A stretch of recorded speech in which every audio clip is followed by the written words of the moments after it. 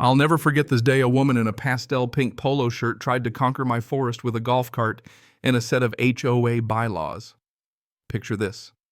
It's a clear morning, the air heavy with the scent of pine needles and a whisper of smoke from a small controlled burn I'm tending at the edge of my 500-acre timber tract.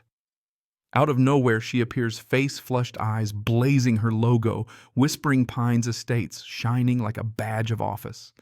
Before I can even set down my fire flapper, she's in my face, shrieking about atmospheric pollutants and Section 7 subsection B as if her subdivision's little rulebook was the U.S. Constitution. Let me just set the stage here. This woman, as I'd soon learn, is Karen.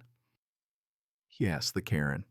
And folks, she's about to give new meaning to the word overstep. I keep my voice as flat and steady as a slab of granite. 30 years in the Army taught me that showing emotion is a luxury you can't always afford. Ma'am, you're trespassing. This is private land and you need to leave immediately.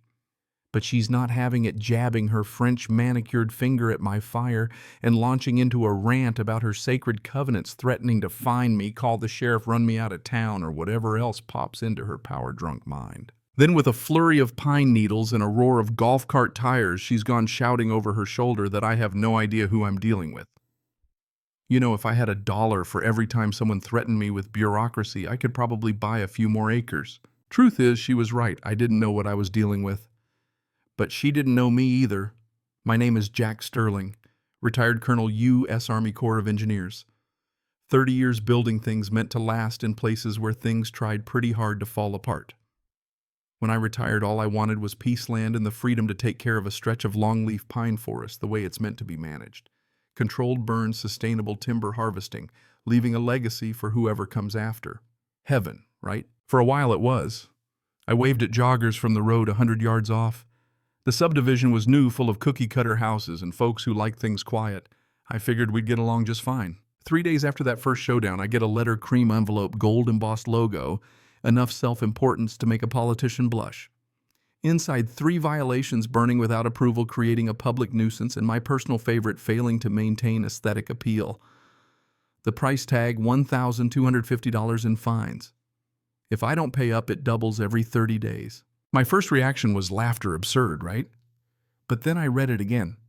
The tone wasn't just mistaken. It was predatory.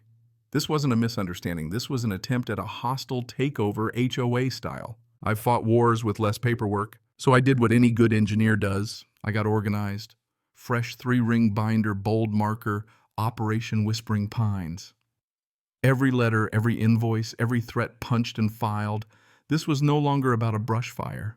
This was about standing up for the basic principle that your rights don't end where someone else's HOA rules begin. From then on, it was an arms race. Karen's endless barrage of envelopes, each with a new fine or threat, and my growing binder. Improper storage of landscape debris, aka a brush pile for wildlife. Visual pollution because a wild forest isn't neat. Before long, her fines tallied over $2,000. She was trying to drown me in paperwork, hoping I'd fold. But I've got patience and a penchant. 2 things a bully should never underestimate. When she escalated to calling in the county code enforcement, I was ready. Mr. Henderson, the county guy, sounded as tired of Karen as I was. He asked about a complaint of combustible materials code for Jack's fire breaks. I explained my background, my certifications, and sent him my burn plan. Within an hour, case closed. Thanks for your professionalism. That went in the binder too. Because now it wasn't just petty fines, she was filing false reports, wasting taxpayer time and money. So one night I'm poring over her HOA's rules. 120 pages of dictating everything from mailbox flowers to how long you can leave your garage door open. But there it is, a plat map filed with the county that ends their kingdom dead at my property line.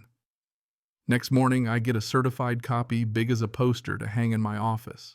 That was my sword and shield. Let her invent all the fines she wanted, she couldn't cross that line. But Karen, as it turns out, isn't one to back down quietly. She goes bolder this time, hiring surveyors to mark an easement straight through my timber. I watch as these guys hammer stakes into my ground. When I approach, they show me a work order signed by Karen herself. I take pictures, evidence, and inform them they're trespassing, giving them 15 minutes to clear out or meet the sheriff. They don't argue. That's when I call Ben Carter, my lawyer. He listens to my story, lets out a low whistle, and tells me to wait, let Karen keep digging. Every move she makes is another nail in her own coffin. "We're not going to win this in a letter," he says. "We'll win it in a room full of angry residents whose money she's burning." And that's when the real twist comes. Turns out Karen's not just my enemy. She's running her HOA like a feudal Lord Pettyfines for garden gnomes, flagpoles, even the shade of shutters.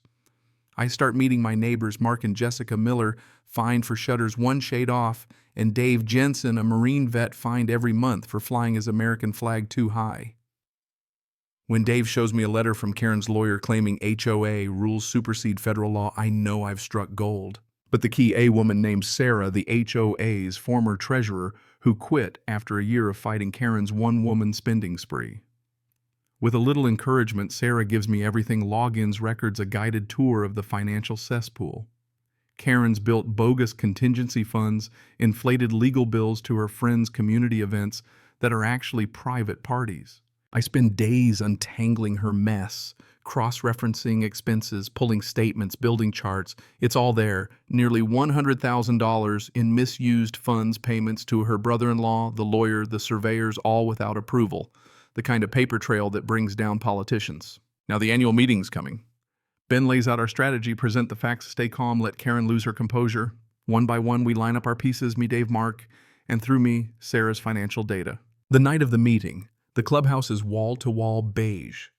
Karen sits on her throne, flanked by her board of bobbleheads ready to preside over another year of tyranny. When the open forum begins, I stand and introduce myself, unrolling the plat map.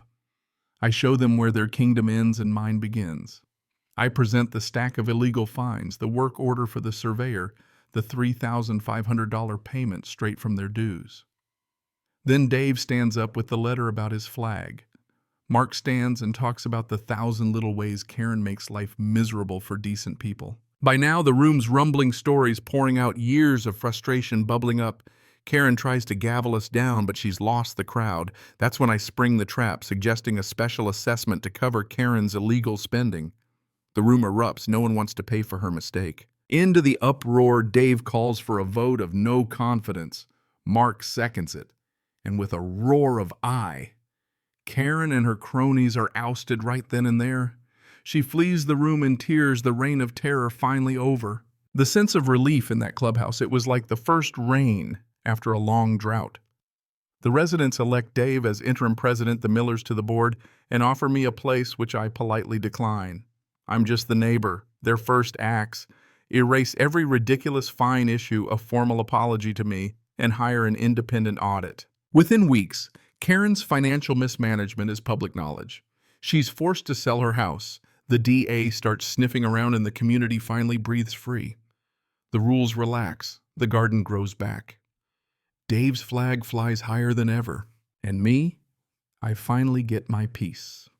On a crisp autumn morning, I mulched the Operation Whispering Pines binder, turning Karen's letters, fines, and threats into nourishment for the very forest she tried to control. Funny, isn't it, how power always looks bigger than it is, right up until people stand together and call its bluff. Turns out you don't beat a bully by out-yelling them. You beat them with the facts, with discipline, and most of all, with the courage to say, enough. So here's my question for you. Where do you draw the line between community and control, between order and oppression? When does a rule protect and when does it imprison? I'd love to hear your stories, your HOA nightmares, your battles with petty tyrants, or moments when you realized the only thing standing between you and peace was the courage to push back. Drop your thoughts below, share your experience, and let's talk about what justice and community really mean. Because sometimes the real fire is the one you light in people's hearts.